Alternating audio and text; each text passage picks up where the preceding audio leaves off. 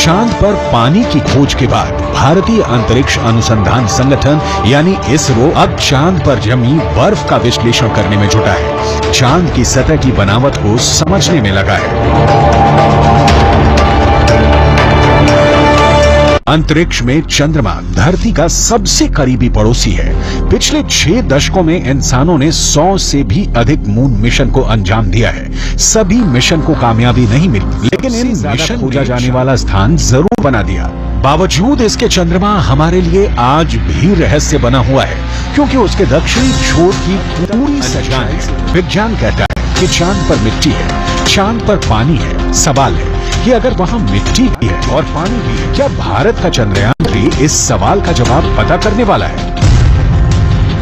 चंद्रमा पृथ्वी के चारों ओर चक्कर लगाता है, लेकिन हमें चांद का एक ही हिस्सा दिखाई देता है। चांद का दूसरा हिस्सा धरती से दिखाई नहीं देता। इसे चांद की डार्क साइड कहते हैं, जिसे धरती से देखना मुमकिन नहीं है। चंद्रयान 3 का विक्रम लैंडर चांद के दक्षिणी ध्रुव पर उतरा है।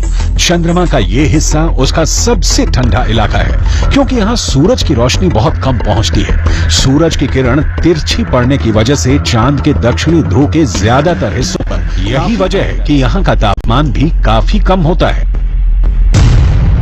अमेरिकी स्पेस एजेंसी नासा की एक रिपोर्ट के मुताबिक दक्षिणी ध्रुव के कुछ हिस्सों पर सूरज की रोशनी आती है। जहां सूरज का प्रकाश पहुंचता है, वहां का तापमान करीब 54 डिग्री सेल्सियस रहता है। लेकिन चांद के दक्षिणी ध्रुव के ज्यादातर हिस्सों पर सूरज की रोशनी नहीं पड़ती और इस वजह से वहां का तापमान -248 डिग्री सेल्सियस तक पहुंच जाता है।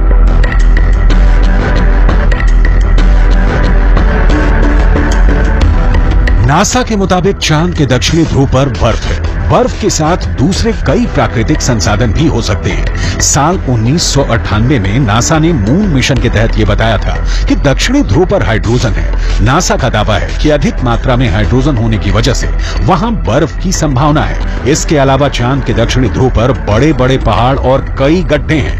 चांद के दक्षिणी ध्रुव जिन्हें आम बोलचाल की भाषा में गड्ढा कहा जाता है। ज्यादातर गड्ढे ऐसे हैं जहां अरबों साल से अंधेरा है। अमेरिका के नासा के मुताबिक गुप्त अंधेरे के बीच यहां बर्फ का जमाव हो सकता है। अंदाजा ये भी है कि चांद के दक्षिणी ध्रुव पर अरबों सालों से पानी बर्फ के रूप में जमा हो सकता है, जिसके अध्ययन से सौर मंडल से जुड़े और भी कई रहस्य खुल सकते हैं।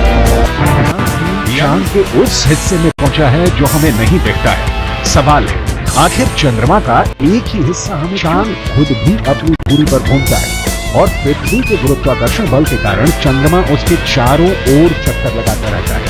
धरती का यही गुरुत्वाकर्षण बल हमें चांद के दूसरे तरफ को देखने नहीं देता। दरअसल चांद में गुरुत्वाकर्षण केंद्र चांद के बीच में नहीं, बल्कि उस हिस्से में है जो धरती की तरफ है। पृथ्वी का गुरुत्वाकर्षण बल चांद को अपनी तरफ खींचे रखता है। इसी वजह से चांद एक ही स्थिति में धरती के चारों तरफ घूमता रहता है और चंद्रमा का दूसरा हिस्सा धरती से नजर नहीं आता।